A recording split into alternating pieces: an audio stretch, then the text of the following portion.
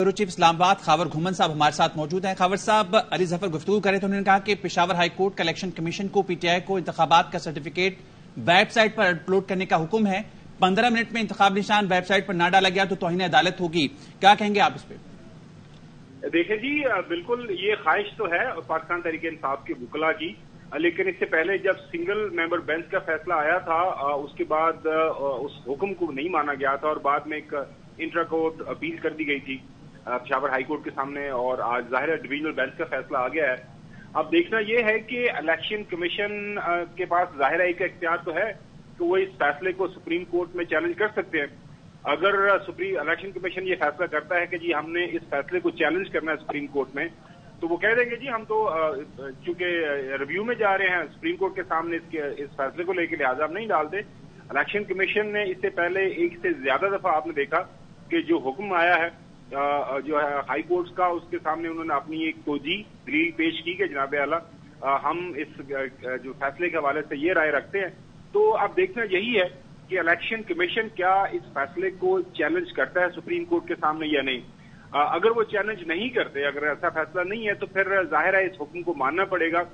और हुक्म तो यही है। और एक सिंगल मेंबर बेंच का जाहिर बात है उसका असर और था, ये डिवीजनल बेंच है 2 मेंबर बेंच का, और एक मुतफिका फैसला है। वजह तो कोई नहीं बनती कि इलेक्शन कमीशन इस हुक्म को ना माने, एक ही वजह बनती है, वो ये कि वो इस फैसले को लेके आज ये अनाउंस करें कि जी हम इस फैसले को चैलेंज कर रहे हैं सुप्रीम कोर्ट के सामने। लिहाजा ये उस वक्त तक हम इसको जो हुक्म आया है पेशावर हाई कोर्ट का इसको नोटिफाई करने का और सर्टिफिकेट इशू करने का पाकिस्तान तहरीक इंसाफ को या बल्ले का निशान देने का के हवाले से हम इंतबाह में रखेंगे जब तक सुप्रीम कोर्ट का फैसला इसके ऊपर फाइनल नहीं आ जाता। तो मेरे ख्याल में अब बाल वापस इलेक्शन कमीशन के कोर्ट में आ गई है। अब वो देखते हैं कि अपने कोर्ट के अंदर ये बाल को रखते हैं या फिर इस बॉल को लेके वो फिर सुप्रीम कोर्ट में चले जाते हैं और फाइनल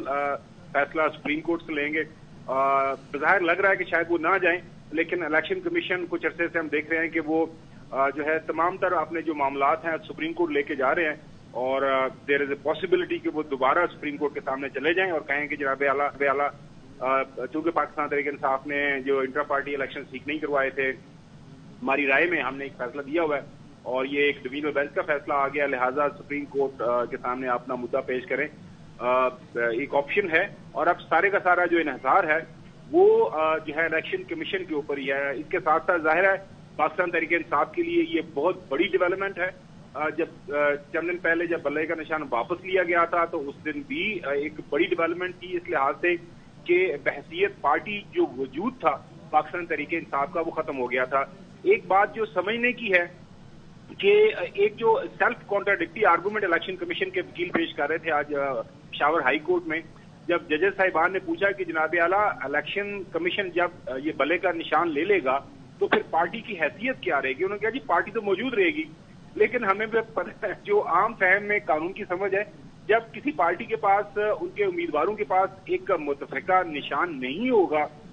इंतखाबात में जाने के लिए, लिहाजा वो पार्टी की हैसियत खत्म हो जाएगी, ना वो रिजर्व सीट क्लेम कर सकेंगी, ना वो माइनॉरिटीज की सीट कंफर्म कर लेंगी क्लेम कर सकेंगी। तो वो उसी शक्ल में जो पार्टीज को मिल सकती है जब एक एंटिटी के तौर पर बहसियत रजिस्टर्ड पार्टी एक ही निशान के ऊपर इलेक्शन लड़के कोई पार्टी जाती है। तो अब देखना यही है कि इलेक्शन कमीशन क्या इस डिवीजनल बेंच के फैसले को मानता है या फिर इसको चैलेंज करता है सुप्रीम कोर्ट के सामने।